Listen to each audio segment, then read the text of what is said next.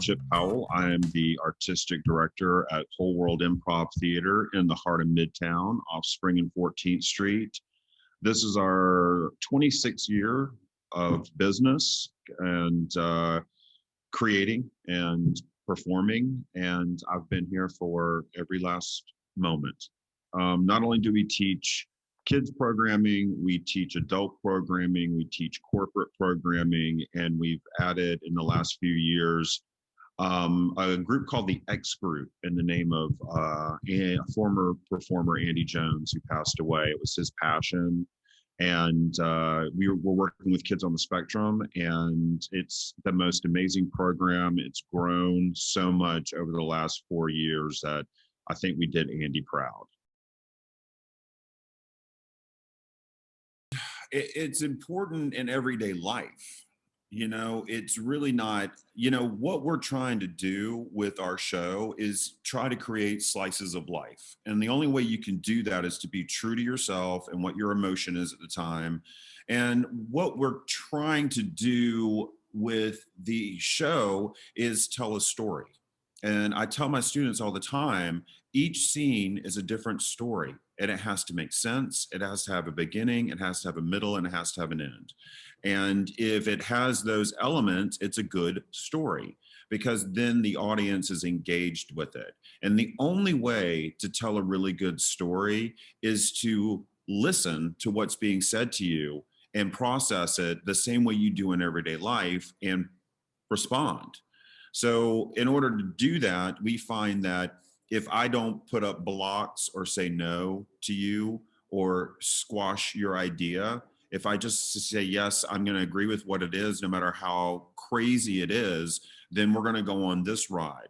So if I say something outlandish and my partner said no to it, and then it's like, ooh, like, okay, all right, well, let's go with your thing then. It's really about communication being a collaboration of the voices involved. And so that way we can listen and add something to it, and we're all part of the process. It's also why we say, don't question everything.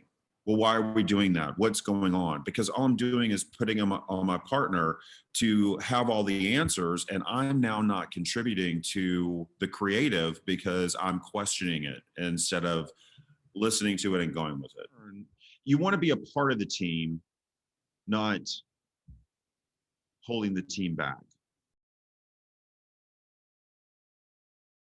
One thing we're missing is the laughter from the audience. That is the one thing we miss. Right. And, there are great accolades coming in the stream chat with, the applause emoji and people saying great job and all that stuff. And that's well and good, but it's not the same as if you've got a room full of people laughing.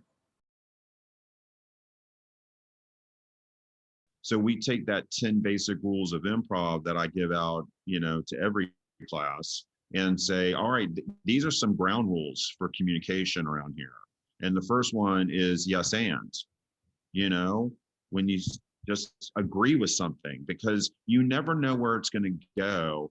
And like you're saying, in brainstorming sessions, because I've done some with, major companies in the city, where we've just done brainstorming sessions with them. And it was just like, accept that, don't knock it down, accept it, add something to it. What could make it, if you're going to knock it down, what could it do to make it better?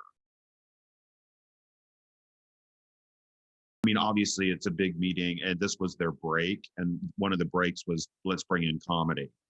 And so they stayed engaged the whole entire time, which was, because what we do is so different, and it is comedy. Sure. And we were taking their suggestions, and multiple suggestions, because I was writing them down and sliding them over to Emily. And we had put a musician back here on the stage, and so they were able to do some singing challenges. When it was done, you're watching the stream chat with people going, great, oh my God, I love this, we need more of this, this is what we need. This isn't like any of your other Zoom meetings. This is a show, especially now, because people need a laugh. People need an escape. And that's what we're trying to provide.